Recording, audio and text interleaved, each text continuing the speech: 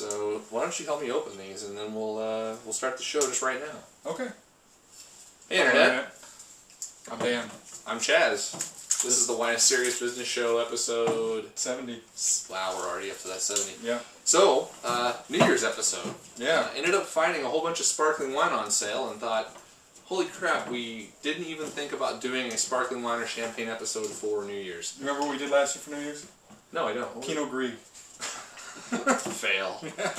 So this time we're actually trying to do it right. So we've got... Holy shit. Wow. Noob. Well, I let it go intentionally. I about blew a hole in the roof. So we're doing all sparkling wine from California. And it's all stuff that has pretty good distribution. We were having a talk about that just a couple minutes ago. Like, you know, we like to try and focus on Oregon stuff, and we try and do a lot of, you know, Northwest Riesling and Pinot Noir. Like, what's the value in doing stuff that isn't from out here? And we think stuff like this is a perfect example where it kind of helps you guys calibrate your palates against the reviews that we give, and, along with what we talk about. And so I think out of one of these bottles, I bet most of you have tried at least one of these before. True. And these are 3 widely known and widely distributed bottles. We have the Piper Sonoma non-vintage brut, the Mumm Napa non-vintage brut Prestige, which actually... Prestige. So it got, we were just talking with Dan about this, it got 90 points, I think it scored like 49 on the top 100 for Wine Spectator for 2010, which is kind of funny. Let me see if I can shoot the camera. God, thankfully it's cheap. Whoa! Shit. It's a good thing we did this downstairs. What is that? Just shot it all over their card table. Oh, you have to excuse me for a second. Yeah, he's gonna love that show, I think. Yeah. That's clean that off. I'll get it after the show. That's like I was talking with Dan. Like this is the way we should have started this show off, because this is for me half the joy in sparkling wine is the opening it and the presenting it, right? Just like that sort of experience, right? And how many people have you known that have actually done that on accident, right? Like shot a cork halfway across the room or pegged somebody in the side of the head. It's happened to me. I heard some crazy thing too. Like when you're doing the high-end wine test, you're supposed to be able to open them clean, like no sound even when you pull the cork, like or no pop. That's some bullshit. Yeah. Let's get on to the first wine. So we're doing the 2000 or non-vintage Piper Sonoma Brut Method Championnet. Say it's from Sonoma County in California. This cost on sale about $12, but normally it's like a $15 or $16 bottle of wine. Sure, but still quite reasonably priced. Yeah. I'm intrigued to try it. Notice we're drinking out of the big glasses partly because that's what's available, but I've also had some pretty good experiences drinking champagne out of bigger glasses like this. Absolutely. I really encourage you to try it if you never have before. It's different and it really helps some of them out. Some of them it's not better. But you get a lot more aroma out of the nose with these, obviously, because it's the shape of the glass. But yeah, you drink like a lot of times if you drink the wrong wine or the right wine of the wrong glass, you can sometimes diminish the flavor, diminish the nose, whatever. Seems like these Burgundy glasses really accentuate everything about sparkling wine that I've had in the past. It's pretty awesome, actually. Cool stuff. Yeah. Let's see here. Wow. Really strong apple flavors just right off the bat, you know, like sort of like heavy Granny Smith apple orchard sort of stuff. Like baked into a pie. I'm really getting like some doughy notes on there too, like, you know, bread crust, kind of like croissant, but not quite that buttery. Yeah, not that buttery, but definitely the crusty bread. Crusty bread. Gooseberries too, maybe. Can't say I've ever had a gooseberry. Oh. Completely lost my train of thought. Okay. Another drink. Wow. Clean on the palate. Nice acidity, like a tart flavor. It's not really seizing up. And while the fruit's not super rich, that tart flavor really gives an impression of fruit across the whole palate, which is pretty nice. Yeah, very lingering, that tartness. It totally just reminds me of sort of green apples. Very, very strong, and that like you just ate a really, really tart Granny Smith. That juiciness, that flavor sort of like lingers a long time on the palate. Yeah, pretty. Bubbles are a little more gentle, and I would say that the acidity isn't like doesn't have this like clarity to it that really high quality stuff delivers. Like it's got a little heavier feel to it. You understand the quality drinking this. I mean, it's not, exactly. It's nice wine, but it's not nice wine. Yeah. Right? So. It hits it at the price point for sure. Easy drinking. For $15, if I paid retail for this, I wouldn't feel bad about it at all. Yeah, nice flavors. Go over totally well at a party. I think a lot of cheaper champagnes are really soft or get really saccharine. You get into a lot of like artificial sweetness or fruit flavors, and there was really not a lot of that going on. I'd say maybe the apple's a little candified, but I wouldn't. If I was writing this note up, I wouldn't even mention that. Not at all. So all in all, 86 points. Solid. I'll go 84 points. Just under the very good. It's just providing me nothing but like tart Granny Smith, apple skin, but good acidity. But like you were saying, you can feel the quality level. So, but good wine. Good wine at the price point. And I think that's the first time I've ever had that too. So. Same here. So, first time I've actually had all of these. I think the Mumm we've had, but this has been like a couple years past that I've had the Mumm, so it's not the same wine. Sure. I know I've had Roeder Estate before, but some tasting or so. Yeah. I've never had it before. So noob action here. Looking through wines and stuff, isn't Roeder Estate somehow connected with Cristal? Yeah. It's the United States branch of Cristal. Or of Roeder Estate that makes Cristal. Roeder in France. I should have done more research on that. I can't provide you with the research, but I know that about it. The same thing with Mumm. Mumm makes champagne in France, right? And then they have the estate here. It'd be Mumm Napa. That makes sense. I don't know. Yeah, we didn't. I don't know much about champagne. That's okay. We're not experts. It's fucking expensive. That's the problem. that's the truth. That's the truth. But good champagne, man. It's one of those few. It's just like good Riesling in the sense that you get this goofy grin on your face when you have one that's like toe curling. Actually, I'm going to drop recommendation as far as price goes. I've been. Piper Heitzig's, the non-vintage basic stuff, is going for around $30 on the market now, and it's really bringing the heat for that price. And I don't know if they're connected or not. Is that connected? I don't know if it's connected to... I'm not sure. And I'm guessing not, because there's a Piper and a Charles Heitzig, both of which make good stuff. Huh. I'm not sure. I guess I wouldn't be horribly surprised to find out. I bet it is. I bet it is. Let us know. Piper Sonoma. I bet somebody out there knows. Piper yeah, I suppose they Maybe. Mumm Napa, right? Yep, exactly. Alright, so let's get into this. Apple's all over the nose on this. Yeah, but this is not Granny Smith. This is more training red apple and Brayburn, right? Maybe, but not like the super sweet red apple to me anyway. No, not super sweet. Oh, but much rounder and lusher than the Granny Smith. Granny Smith, when it's tart and that's like how the Piper Sonoma is, it's like a little rough, but yeah, nice on the palate.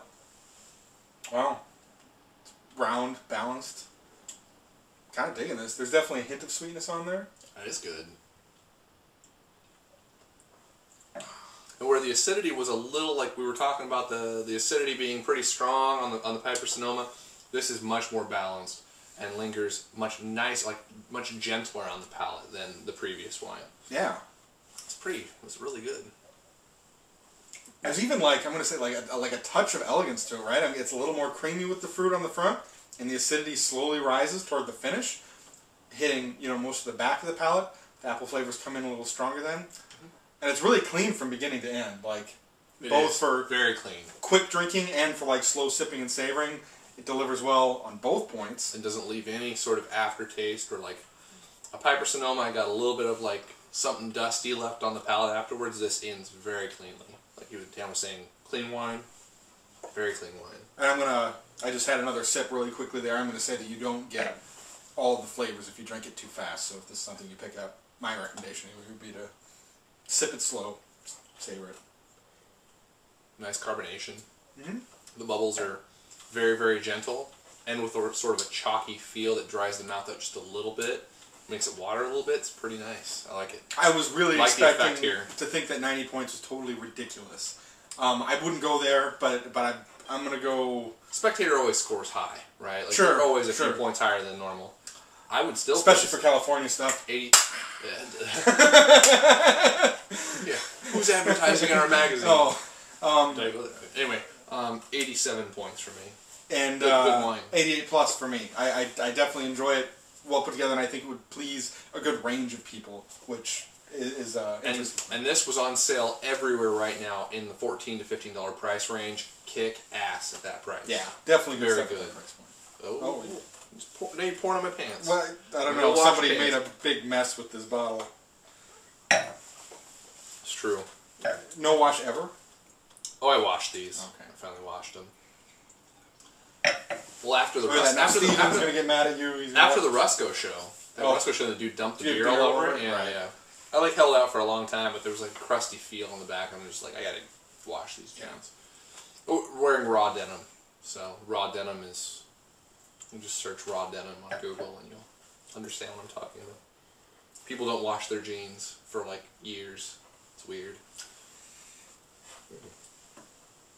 What does Jesse think of those jeans? He thinks I'm a jerk.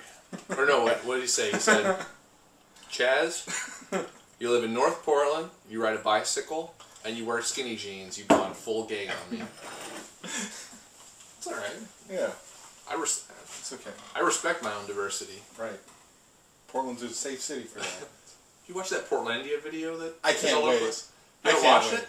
Well, I saw like the trailer for it. Is the first episode isn't out, right? Well, it's not, okay, you saw the it's trailer. Like the music video, right? Yeah, it's hilarious. Amazing. Right?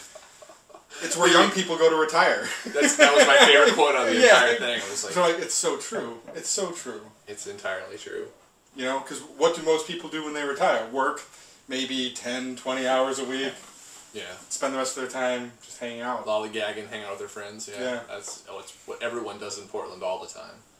Crazy. But don't come here. Like that's don't get that's a sad thing. Like everybody knows. Like, it's not like it's a secret, right? Don't fucking come here. We don't need any more people from Los Angeles in this city. They aren't happy. They won't stay. Nobody here has any fashion. That's true. Actually, nobody here knows how to dress. Chaz, we're all ugly. That's true. Steven did go back to Los Angeles. So anyway. Yeah. So on the initial pour or the rinse, I liked where this was going already. We're starting to get into like champagne yeast. I'm feeling it more, yeah. I can smell the yeast. I can smell the baked bread. You know, the pie being freshly pulled out of the oven sort of smell. The nose is definitely like another level up as far as complexity goes. There's a lot going on here. It's pretty engaging. Yeah. I'm getting like a little lemon meringue going on too. I can't speak for Dan, but myself, I am typically. If I drink champagne, I typically like the yeastier kinds, the ones that are like the fresh baked eclair with the cream and just super yeasty and bready and sweet, and I dig it. And this is hitting not all of those, but some of those notes, right? Like hitting good yeasty notes, like bready notes, and just a hint of sweetness. Just a hint of sweetness. Creamy on here. Yeah, and I agree. A little bit. I'm going to go full on with lemon meringue pie, right? Because I'm getting the sweetness, the acidity, the creaminess. Like it's all wrapped together, and it's really well balanced and integrated already, which is really nice. It smells awesome. Yeah, it's pretty delicious stuff. Softer on the palate. The bubbles are definitely much more fine than on these two, or at least the experience of them is. Mm-hmm. And of course that's accentuated with these big glasses. You don't get the explosion of fizz as much. Wow, and the acidity comes in late on this wine.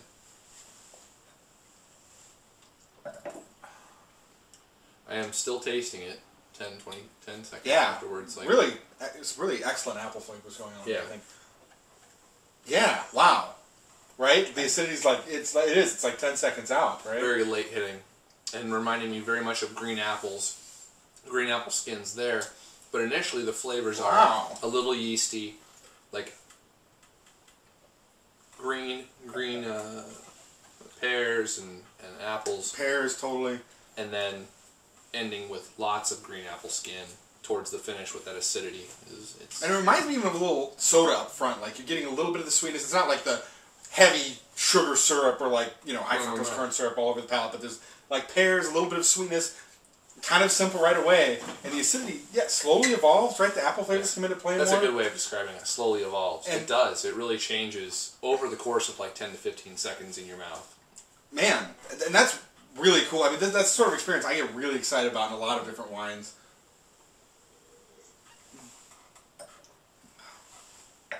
And I like this. And boy, my advice would definitely be like, don't pound through a glass of this, because if you're just drinking. Which you could easily do though. At the same you could, time, because of the way the bubbles and the acidity are. I mean, yeah, if you're going drink to drink, you would never even see that evolution. You would just be like, you know. But yeah, to me the best stuff happens, right? Like 10, 15 seconds out. Every taste too. It's like not just the. I was not expecting that. At the price points, kind of, no, not even kind of, like full on mass market production stuff. I was expecting all of these to be lower. I'm going 90 points on this with no hesitation. It's so well balanced. It's got complexity. The front end and the back end of it are different. The transition's smooth. The flavors are enjoyable. The mouthfeel is solid. This is really delivering. What was the price point in this again? So on sale it was like $18. Right. So normal price is like $25. Great. $25, $26. And I'd say, like I was talking about that Piper Heidsieck earlier, I think I like that a little better, but it's $10 more. I think this kills it. You can't touch it for this price. So. And so if you're looking for something that's like more on the yeasty side and stronger, this probably isn't for you. Correct. This is on that threshold between, like, if you like say like a cava that's really appley, but with but you also like the yeasty characters. This is like a very nice place in between those two. And if you're really sensitive to sweetness, if you're like a sweet hater, this would probably be a little too much for you. There's a little bit of sugar. Not so much on the palate though. It was coming off as sweet, but on the nose you could definitely detect the sweetness. And it's not overwhelming. Like both of us don't mind sweet wine anyway. Well, when it's done well, that's the whole point, right? Like if you can do it without being cloying, like when you swallow it, a sugared wine, and the acidity cleans the palate off, and the sweetness is not left behind. I'm okay with that. I'm still getting green apple flavors. This is nuts. Yeah, no, it's a good wine. 89 points for me. 89 plus for me. It's. I'll buy more. Like if I'm going to a party or something and I want some decent sparkling wine, this is. Yeah, $20 price point on that level for sure. Yeah, kick ass. And so, like I said, Safeway, and for those people that are in the Northwest, Fred Meyer, they have all these wines on sale right now in 20 to 25% off. So look for them. So by the time you see this, we hopefully will have had our top 10 of 2010 up. Yeah, do that. Yeah, so do I. But we got a couple weeks. Yeah. We can get, by the time you see this, that should be up, or it'll be up shortly. Question of the day is going to be really simple. You don't need to give us a top 10, but we'd love to hear what are any of your top wines for the past year. Yes. And it'd be awesome if you could give us a little description of why it stands out, but if not, even if you're just like, I love this Pinot, this Cab, and this Sauv Blanc. It'd be great to see what you guys get excited about. Give us a little insight into it, and hopefully you enjoy our top 10 list. And, yeah. Doing your top wines of the year is always fun. Like, we always keep our notes in Cellar Tracker, so it's really easy to sort of go back, be like, give me the point scores in this range over the course of the last year, and then pick your top 10 out of it. And, it's just a lot of fun. So if you guys have this sort of tracking, please do it for us and tell us what your top wines were, because we're interested. Yeah. So hopefully we'll review them next year. Yeah. Take care, everybody. Have a great New Year's, Bye. and we'll see you soon.